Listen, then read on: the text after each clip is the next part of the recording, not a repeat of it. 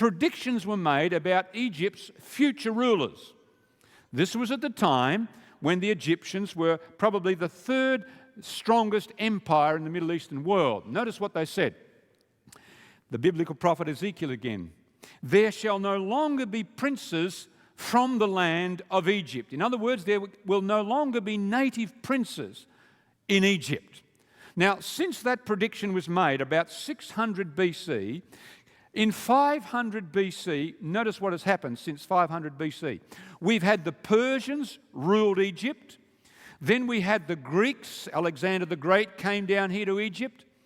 This was followed by great powers such as the Romans came down here. Cleopatra, Mark Antony, and all of that sort of thing. You remember your history. The Turks ruled Egypt. Then the British came to Egypt. Well, what about today?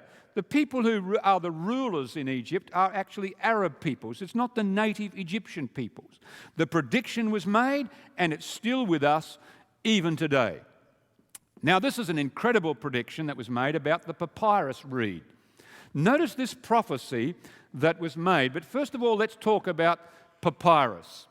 Now, papyrus was once seen everywhere in Egypt. You can see it on the tombs and the temples and so on in Egypt today in their artwork. Here we have the papyrus reeds. These were a symbol at one stage of Lower Egypt. In fact, the Egyptians used papyrus to make paper. That's where we get the word paper from. So they made their paper from this papyrus reed. They even made papyrus boats from this reed.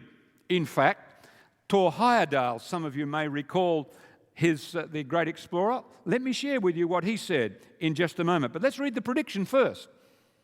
The paper reeds, said Isaiah the prophet, 700 BC, the paper reeds by the brooks, by the mouth of the brooks, shall wither and be driven away and be no more. Here's an amazing specific prediction about the papyrus reed. Now, when you travel in Egypt today, you can travel right along the length of the Nile in Egypt, but you will not find papyrus along the banks of the Nile River. You'll find it in other countries where the Nile flows, but not in Egypt. In fact, as I mentioned, Thor Heyerdahl, that great explorer, that great adventurer, remember the Kon-Tiki, that boat that he built? He came to Egypt looking for papyrus. Notice what he said. Pharaoh lies in his tomb with reed boats painted on the stone walls.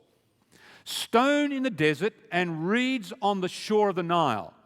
Stone and reeds were nature's gift to the ancient peoples of the Nile.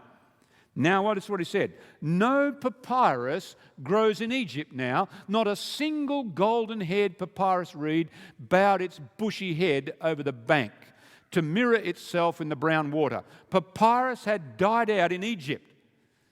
No one knew why, says Thor Heyerdahl. The gods had taken back one of their oldest gifts as if they had simply plucked it up or pulled it up by the roots. Exactly as the biblical prophets had predicted. Well, you can see a little bit of papyrus in Egypt today. You go to the Cairo Museum, and out the front, they've got a little bit of it on display to remind people this reed once grew everywhere in Egypt, but this is about all you'll find in Egypt today. Not much at all, certainly not along the Nile.